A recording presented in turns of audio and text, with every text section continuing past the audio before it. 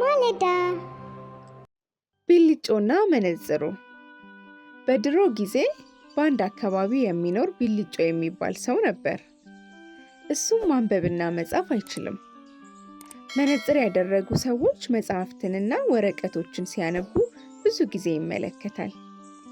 ከዚያም አንድ ቀን መነጽር ካለኝ እኔም እንደነዚህ ሰዎች ማንበብ እችላለሁ ሲል አሰበ። ከዚያም ከተማ ሄጄ ለራሴ የሚሆን መነጽር መግዛት አለብኝ። እኔ ለምንድን ነው ማንበብ ያቃተኝ? እንደነዚህ ሰዎች ማንበብ እችላለሁ፣ መነጽሬን እገዛለሁ አለ።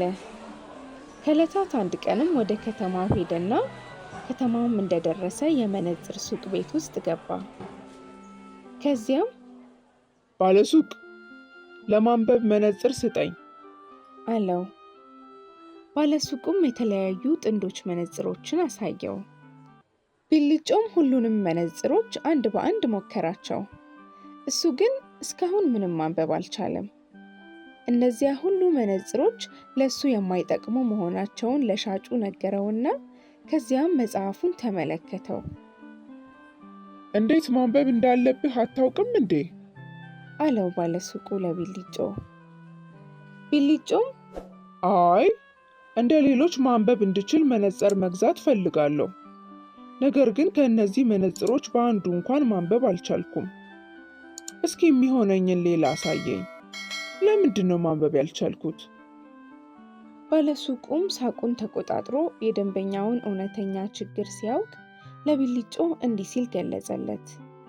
ውድ ደንበኛዬ፣ መነጽር ለማንበብ ወይም ለመጻፍ አይረዳም፣ ነገር ግን የተሻለ ለማየት ብቻ ይረዳል አለው።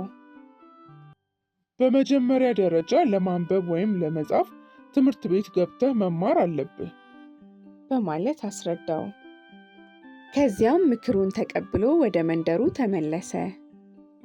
እሺ ልጆችዬ፣ ከዛሬው ተረታችን ምን ተማራችሁ? እስቲ ለወላጆቻችሁ ንገሯቸው። ከዛሬው ተረታችን የምንረዳው ሰው ያደረገውን ሁሉ እኛም ማድረግ አይጠበቅብንም። ሁሌም ማድረግ ላልቻልነው ነገር ችግሬ ምኑ ጋር ነው ብለን ራሳችንን መጠየቅ አለብን። ተረቴን መልሱ አፌን በሰብስክራይብ፣ ላይክ፣ ኮመንት እንዲሁም ሼር በማድረግ አብሱ። እወዳችኋለሁ። ባይ